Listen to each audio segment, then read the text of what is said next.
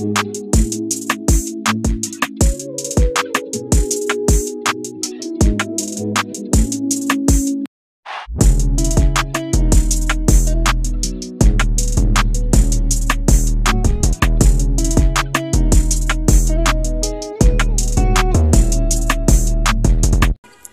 Bapak Ibu Saudara yang Tuhan Yesus kasihi. Kembali kita ada di perenungan Muka Uspu 23 Oktober 2023 yang akan diawali dengan pembacaan Alkitab yang terambil dari pertama Korintus pasal 14 ayat 1 sampai 12. Demikian bunyinya.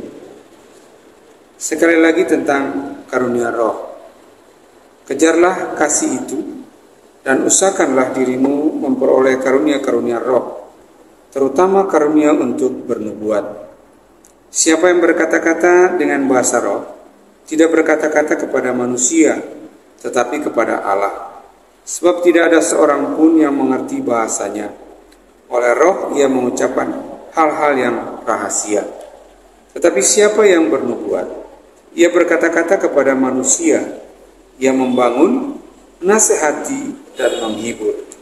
Siapa yang berkata-kata dengan bahasa roh, ia membangun dirinya sendiri. Tetapi siapa yang bernubuat, ia membangun jemaat. Aku suka supaya kamu semua berkata-kata dengan bahasa roh, tetapi lebih daripada itu, supaya kamu bernubuat.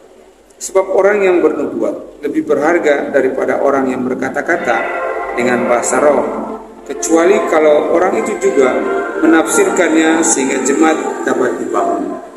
Jadi saudara-saudara, jika aku datang kepadamu dan berkata-kata dengan bahasa roh, apakah gunanya itu bagimu?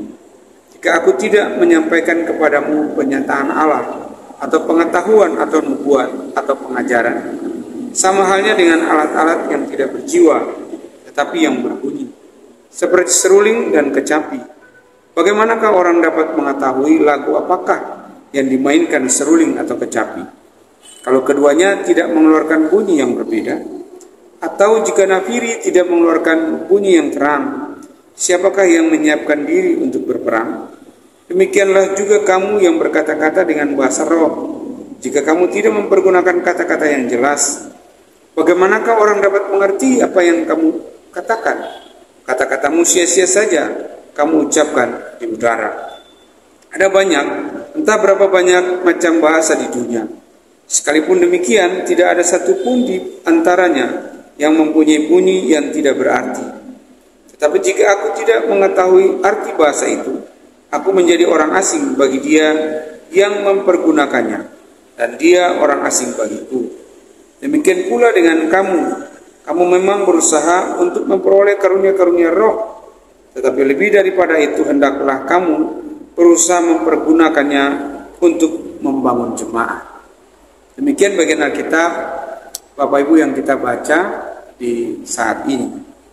Dari bacaan ini saya menggarisbawahi ada 5 hal yang sangat penting bagi kita untuk kita renungkan.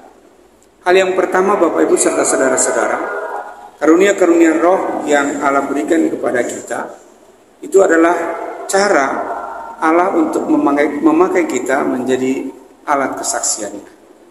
Tentu ada banyak orang dengan kepandaian, kecerdasan, kemampuan dan keterampilan yang luar biasa, punya kemampuan di bidang musik, suara yang luar biasa.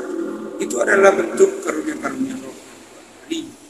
Dan karena itu Tuhan mau supaya karunia-karunia yang Tuhan kasih itu menjadi cara kita untuk berbagi, atau cara kita untuk menjadi alat kesaksian bahwa Tuhan begitu luar biasa dan menganugerahkan itu bagi kita, sehingga kita wajar atau layak untuk menyampaikan atau berbagi itu dengan jemaat.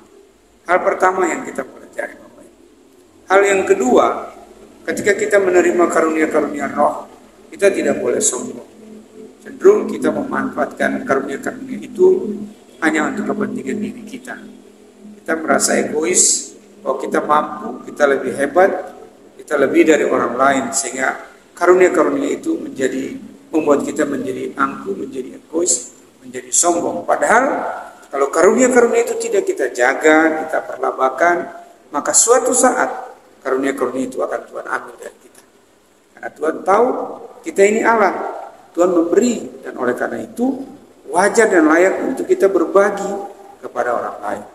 Dan kalau kita tidak melakukannya, pada suatu saat kita akan menyesal, karena karunia itu akan diambil dari kita. Karena Tuhan mau supaya apa yang Tuhan kasih menjadi berkat bagi kita untuk kita perlabakan bagi orang lain. Hal ketiga Bapak dan Ibu yang kita pelajari adalah karunia untuk berbahasa roh. Bapak dan Ibu serta saudara-saudara yang Tuhan kasih, karunia untuk berbahasa roh adalah cara Allah untuk bagaimana kita berkomunikasi secara langsung dengan Allah. Tentu ini menjadi kekhususan bagi kita. Kita bisa saja melakukannya untuk pribadi kita. Kita merasa bahwa itu suatu hubungan yang khusus karena kita mampu berbahasa roh. Tetapi ingat bahwa Tuhan juga mau supaya kita, pada ayat ke-13 dikatakan, karena itu siapa yang berkata-kata dengan bahasa roh, ia harus berdoa supaya kepadanya diberikan juga karunia untuk menafsirkan. Jadi penting dan berbahagia semua orang atau setiap orang yang diberikan anugerah untuk berbahasa roh. Tetapi Tuhan mau supaya kita berdoa, supaya ada kuasa, ada hikmat untuk kita menafsirkannya atau mengartikannya juga kepada orang lain.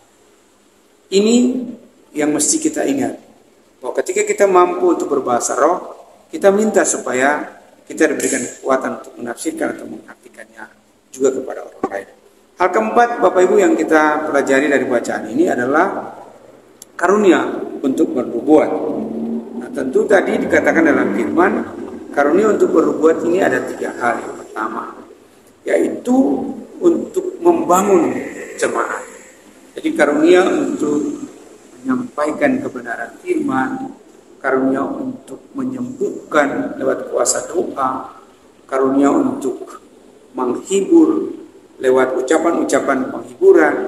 Itu adalah bagian dari karunia untuk bernubuat. Sebab kalau tadi karunia untuk berbahasa roh hanya antara kita dengan Allah, tapi karunia bernubuat adalah bagaimana Tuhan memakai kita menjadi alat bagi jemaat, membangun jemaat lewat karunia-karunia yang Tuhan beri, lewat pengetahuan, kecerdasan, lewat keterampilan-keterampilan yang kita miliki. Itu cara Tuhan untuk membangun jemaat. Yang kedua, menasihati.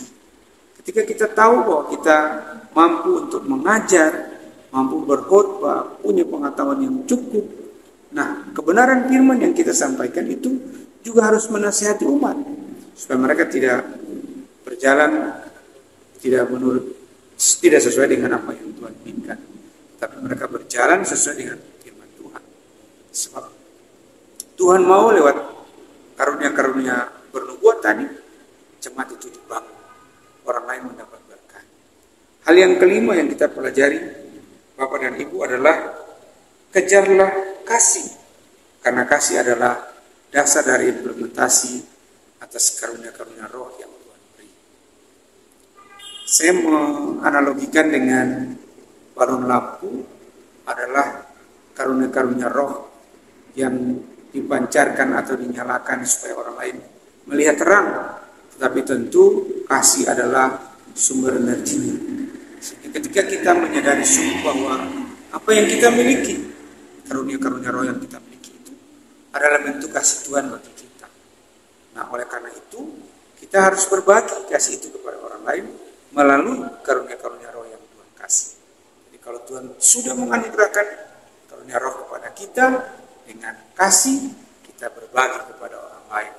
Kita menjadi alat kesaksian bagi orang lain. Kita mampu menyampaikan bahasa roh yang dimengerti orang lain.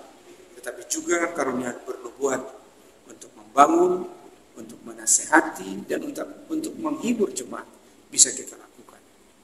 Itu yang kita pelajari dari bacaan kita, supaya di usbu baru, di awal kerja, kita sungguh mendasari kehidupan kita dengan kasih, supaya karunia-karunia yang Tuhan anugerahkan bisa kita perlabakan, bisa kita pakai untuk menjadi contoh dan berkat bagi orang lain. Tuhan memberkati kita di pagi ini. Shalom.